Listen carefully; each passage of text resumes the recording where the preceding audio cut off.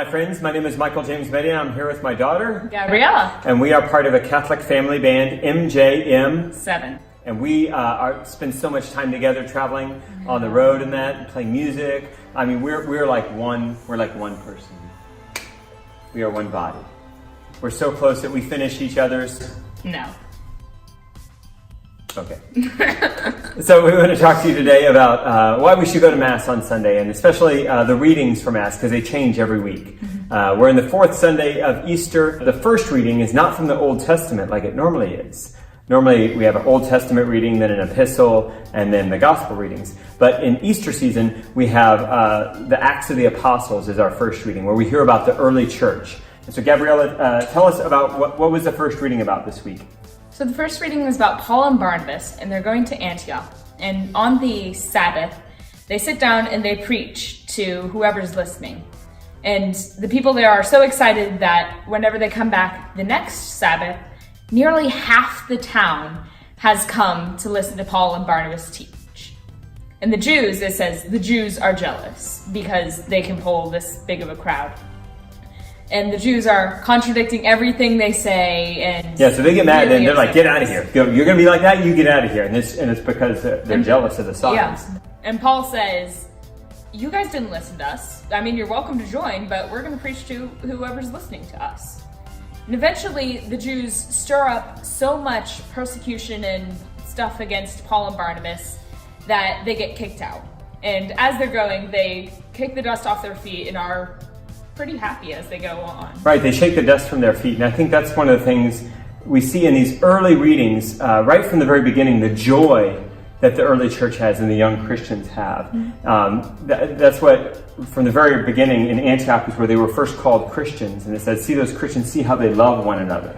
That was the defining characteristic of being a Christian. And so... And so when we hear about the Christians and we see their joy, like it's kind of mind-blowing. Like if somebody's making fun of you and beating you up, your normal response wouldn't be, "Thank you for making fun of me." Yeah, that's like who does that? Who says thank you for making fun of me? Thank you for humiliating me. But that's what the early Christians, they said they were so full of joy that they were seen worthy to suffer dishonor for the name of Jesus. And I think that's something that our world needs. You know, I'm a musician. I can be insecure. I can be, I can get my feelings hurt fairly easily. But it's hard for me to say thank you when somebody offers criticism, or when I hear that somebody doesn't like my music or doesn't like my art or something. And so it can be. I think this is a good lesson. You know, not just for the early church. It's not just a story of them, but it's a good lesson for us to say this is how we love. This is how we forgive. This is how we're called to treat one another. And Dad's talking about how this is the early church. We just brought home baby Edith. She's 8 days old. And I can kind of see how the early church, at this point in the story, is kind of like her. It's all like a little baby Edith. Yeah. It's the baby church. It's the baby church. At this point, it's just this movement, and will you stop? Baby church. At this point, it's this small movement inside the Jewish community. And today, it is this worldwide phenomenon, to the point where whenever we went to World Youth Day, there's up to 5 million millions of people come. That will come. And Catholic means? Universal. That's right. Catholic is the universal church.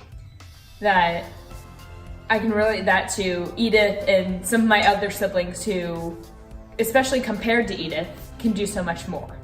Let alone Edith and Fidelity. They're only 2 years apart, but the difference is substantial. Edith can barely hold her head up. Fidelity is walking and getting into absolutely everything. Everything, absolutely. And so this is the story of the baby church.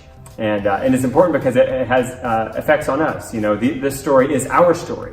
It's our story of faith. So make sure you go to Mass this Sunday. Go to Mass. Go with God.